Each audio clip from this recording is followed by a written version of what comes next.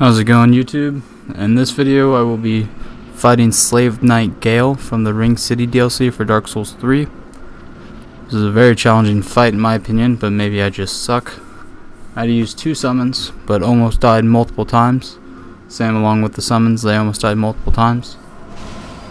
Yeah, you guys might call me soft for using summons, but honestly it could make it harder because that's like 40% percent gain for the boss. And I don't know if it's the type of weapon I was trying to use or if it's just fire, but between my pyromancy and that ring knight sword, I wasn't doing any type of damage to him. Like the first phase, it's kind of confusing to me when it switches into the second phase, but that's mostly what I was trying to do at this point, is just swing away at him and try to get him to that second phase. Deal as much damage without using any Estus, but I think I have to use at least one before.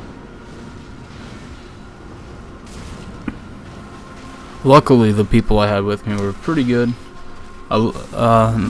Side note, I don't know how many of you actually look into the lore of Dark Souls, but the lore of this is insanely fascinating to me. To me, it parallels quite a bit with Dark Souls 1 and the can't remember what the name of that DLC was. I'll probably think of it throughout this, but it reminds me a lot of the story of Artorias in a way. Not exactly, but really similar. How the dark corrupts. I guess that's just an ongoing theme in Dark Souls itself. This cutscene was really interesting to me. How he talks about the blood of the Dark Soul. Because I guess that means the Dark Soul itself can bleed, not just him. So I guess at that point, him and the Dark Soul had become one, but maybe I'm just speculating. Or he was trying to become one with the Dark Soul. Not really the Dark Soul became one with him, I should say.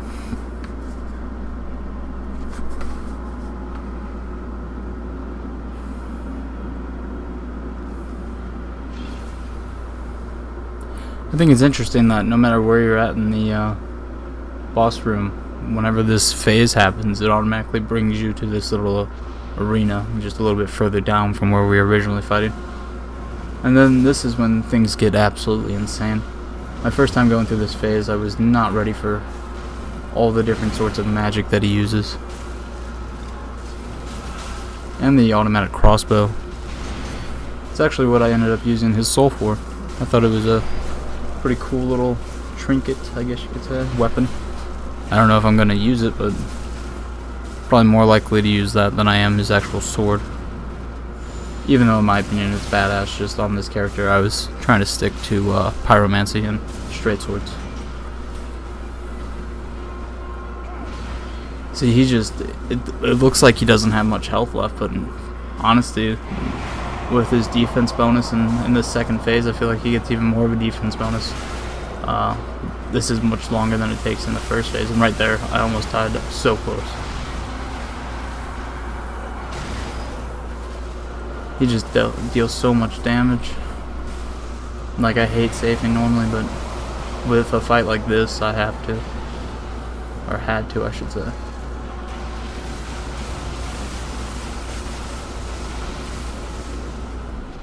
I wish I knew more about the actual lore to where I could explain it.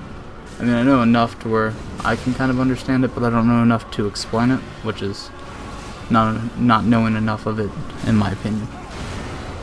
Like, I get little small things, like if I watch videos of lore, I kind of understand what they're talking about, but for the most part, I don't think I could explain it without speculating a shit ton.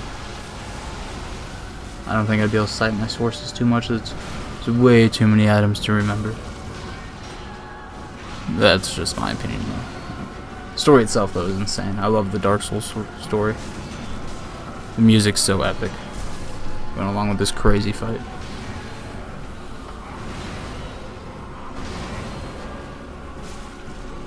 I wish I could have gotten the first cutscene in on this, but this wasn't my first time fighting him, unfortunately. I wish I could have beat him the first time around, but I couldn't. I don't know if I'm going to do it, but I might do a video of when I beat Madir. the Dark Dragon.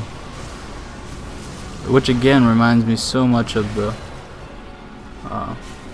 Artorias the Abyss Walker is the name of the DLC. But it reminds me so much of that because of the dragon column dragon taken by the Abyss. Reminds me a lot of Medir, if I'm pronouncing his name correctly.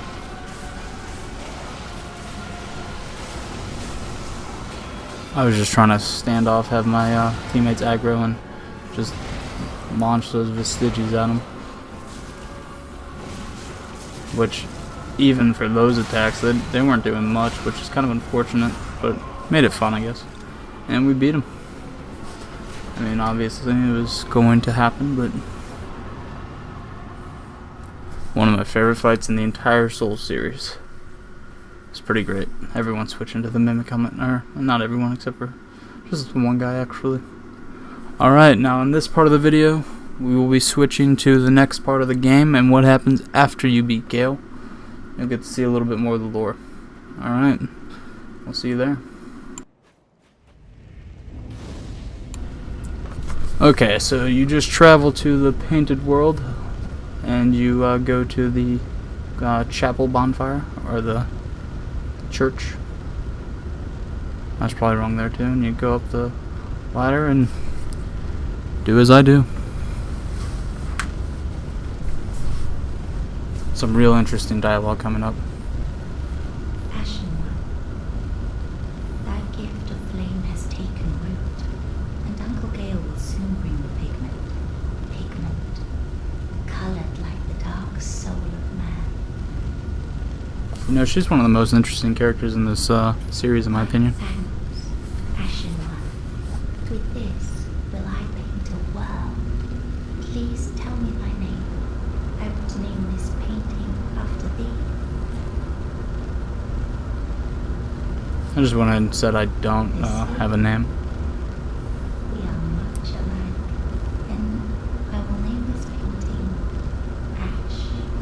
It will be a cold, dark, and very gentle place. And one day, it will make someone a goodly home. I wonder when Uncle Gael intends his return. I hope the new painting will be to him a gentle home. Just some real interesting stuff right there to ponder on. Ashen one, Especially the emphasis of dark, cold, but gentle. of a cold, dark, and very gentle place. One day, it will make someone a goodly home. Man, the Soul series was quite an adventure. Had a lot of fun with these games. Thank you for watching. I hope you enjoyed.